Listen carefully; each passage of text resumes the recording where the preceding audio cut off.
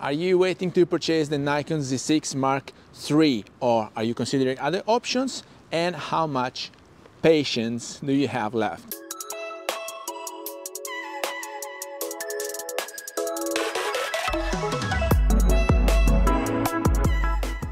Hello everybody, welcome back to the channel. Thomas Love here from beautiful Vancouver, British Columbia. Today we're talking about the Nikon Z6 Mark III. Not that we have new leaks or rumors, but guys, I don't know if you witnessed what happened with the Nikon Z8. It just received a great software update. So now the Nikon Z8 has all the features there were in the Z9, meaning the auto capture mode. You just put it there, and if anything is moving, it starts shooting photos or recording videos. And it also has the pre-release, and so everything is condensed in this smaller body. And so since the Nikon ZF is a different animal, it's just the little sister, but it also has lower megapixel count and not all the features that the Nikon Z9, which is the top of the class, has, and they were able to squeeze into the Nikon Z8.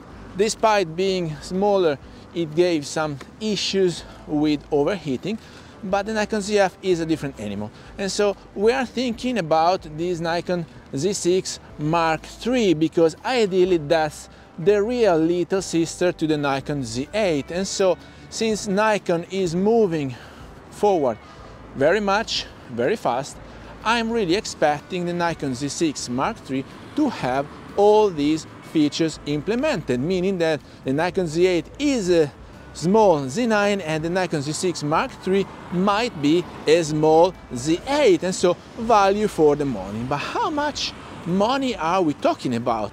Here in Canada, the ZF costs more or less $2,700–2,800 plus taxes, all right.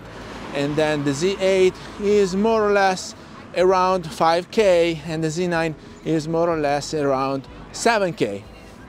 Give or take a few hundreds, because you might find better deals with some shops here and there online, or anyway, in Canada, you can really fluctuate a few hundreds in price.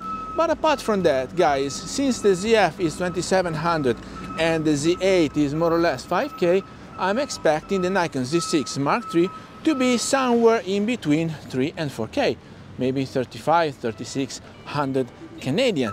That is not a bad price anyway, but then you will have to compare with what the competitors are offering, and so there are plenty of Sony to choose from for that price point, and then all the Lumix.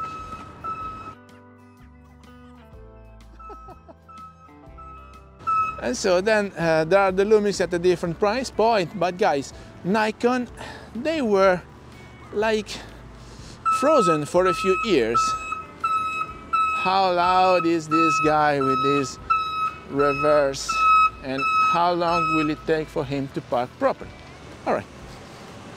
So we were saying about the Nikon Z6 Mark III that might be a very good product, because I know Nikon, they do things properly. And since they waited for a few years before coming back so aggressive with these great products, well, now anything that they're doing is valuable to me. So the question for you here is, are you waiting for this to be announced and released? Or you were not able to wait and you went for the ZF already, or when you went for the Z8 already? Now, the Z9 is in the different ballpark, especially because of the cost, meaning you need to be a pro and to have projects to justify that amount of money. Glasses are always the same, so Nikon Z-mount glasses. You might eventually go for third party, but I don't really see the point, because once you go for a new system and you want to have the best out of it, if you're going with third-party glasses, you might have, I don't know, maybe ciao ciao ciao, sì sì, eccoli, bravissimi, sì sì sì. There's plenty of kiddos here around that want to play and be in the same shot. Anyway, we were talking about the glasses. The glasses Z-mount, that would be the same for the Z8, for the Z9, for the Z6 Mark III. So is this Z6 Mark III going to be your very first and only camera? Or is it going to be your second camera, the substitution for whatever camera you're using already? Is it the Z8 a valuable solution? Is it the Z6 Mark III a better solution when it comes down to video? I honestly don't know, because guys, the Sony A7S III was having already 4K 120, and in Nikon I didn't see anything if not with a crop, and so the Z8 in that aspect is questionable, because you know, when you have that many megapixels, it's different to perform also on video. But the Z6 Mark III will have a lower megapixel count, meaning that it can finally be a good challenge for, I won't say the Sony A7S III, but at least for the Lumix S5 Mark II X, which is a great camera. So are you waiting for it to be released? Are you thrilled? Are you counting the money already? You have the check ready in your mount for the pre-order.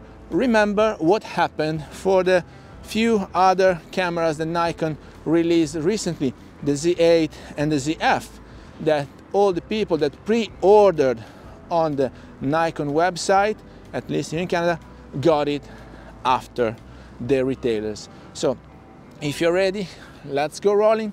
Let me know down here in the comment what is your strategy, and if you really are willing to wait for the camera, or if you are purchasing a ZF instead.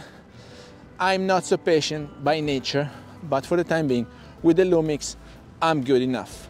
I might consider the Z8, despite it's a bit challenging with the overheating. The Z6 Mark III might be a very valuable solution to all your problems in life. So the moment you buy it, you can stop drinking, quit smoking, and stop drinking coffee. So with that, I hope you got some value out of this video. If you did, please remember to like it, share it on your social media, subscribe to the channel so you won't miss any videos to come, and I guess I will see you later. Thank you. Bye bye.